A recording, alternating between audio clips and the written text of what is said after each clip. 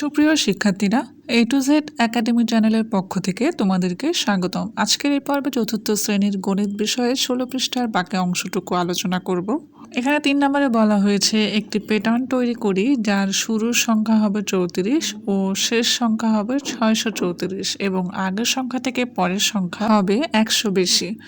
তাহলে আমরা দেখতে পাচ্ছি শুরুর সংখ্যা যেহেতু 34, শেষ সংখ্যা 634 এবং প্রতিবার 100 বেশি, তাহলে আমাদের প্যাটার্নটি এভাবে করতে হবে যে 34-এর সাথে 100 যোগ করে করে একদম 634 পর্যন্ত অঙ্কটি করতে হবে। তাহলে প্রথম সংখ্যা 34, 34-এর সাথে 100 যোগ করলে 134, তারপর আবার 100 যোগ করলে 234, এইভাবে 334, 434, 534 এবং লাস্টে 634 পাওয়া যাবে। এরপরে অঙ্কটি হচ্ছে 3, 6, 12, 24, 48 খালি ঘর। প্যাটার্নটির খালি ঘরে কত হবে? তো এখানে আমরা দেখতে পাচ্ছি নিয়মটি হচ্ছে প্রতিটি সংখ্যা তার আগের সংখ্যা দ্বিগুণ হচ্ছে, অর্থাৎ 3-এর পর 6 আসতেছে, 6-এর পরে 12 আসতেছে, তার মানে 3-এর সাথে যদি 2 গুণ করি 6 পাই, 6কে 2 গুণ করলে 12 পাই।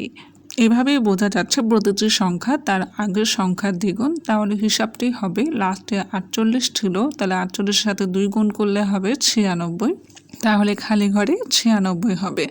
পরবর্তী অঙ্কটি দেখতে পাচ্ছি যে 4 নাম্বার, যে নিয়ম খুঁজে বের করে এবং খালি ঘর পূরণ করে প্যাটার্ন সম্পন্ন করি। 1 নম্বরে দেওয়া আছে 2, 6, 18, 54, তারপর 2টা খালি ঘর। এখানে নিয়ম হিসেবে লিখেছে আগের সংখ্যা গুণ 3। তাহলে আমরা এখানে খেয়াল করে দেখতে পাই 2-এর সাথে 3 গুণ করলে 6, 6-এর সাথে 3 গুণ করলে 18, আবার 18-এর সাথে 3 গুণ করলে 54 পাওয়া যায়। তাহলে খালি ঘর 2টা পূরণ করতে হলে আমাদেরকে পরপর 3 গুণ করতে হবে। তো 54-এর সাথে 3 গুণ করলে 162, আর 162-এর সাথে 3 গুণ করলে 486 পাওয়া যাবে। এরপর 2 রঙে দেওয়া আছে 4, 8, 16, 32। তো এখানে আমরা খেয়াল করলে দেখতে পাই 4-এর সাথে যদি 2 গুণ করি তাহলে 8 পাবো, 8-এর সাথে 2 গুণ করলে 16, 16-এর সাথে 2 গুণ করলে 32। তাহলে এখানে নিয়মটি হচ্ছে আগের সংখ্যা গুণ 2। তাহলে আমরা খালি ঘর পূরণ করব এইভাবে যে 32-এর সাথে 2 গুণ করব 64 পাবো, 64-এর সাথে 2 গুণ করলে 128 পাবো। 3 নম্বরে দেওয়া আছে 1, 5, 25, 2টা খালি ঘর। তো এখানে আমরা খেয়াল করে দেখতে পাই 1-এর সাথে যদি 5 গুণ করি তাহলে 5 আসে, 5-এর সাথে 5 গুণ করলে 25 আসে। তাহলে নিয়মটি হবে আগের সংখ্যা গুণ 5, তার মানে খালি ঘর 2টি পূরণ করতে হলে আমাকে পরপর 5 গুণ করতে হবে। তখন 25-এর সাথে 5 গুণ করলে হবে 125, 125-এর সাথে 5 গুণ করলে হবে 625। 4 নম্বরে দেওয়া আছে 3, 12, 48। তো এখানে খেয়াল করলে দেখতে পাচ্ছি 3-এর সাথে যদি 4 গুণ করি তাহলে 12 পাওয়া যায়, 12-এর সাথে 4 গুণ করলে 48 পাওয়া যায়। তাহলে নিয়মটি হচ্ছে আগের সংখ্যা গুণ 4।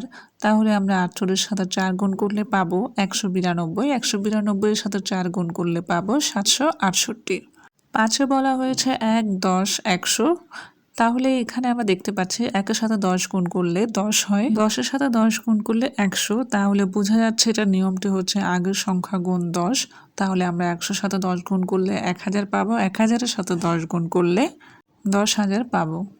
এই ছিল আজকের পর্ব। পরবর্তী ভিডিওগুলো পেতে আমার চ্যানেলটি সাবস্ক্রাইব করুন। ধন্যবাদ।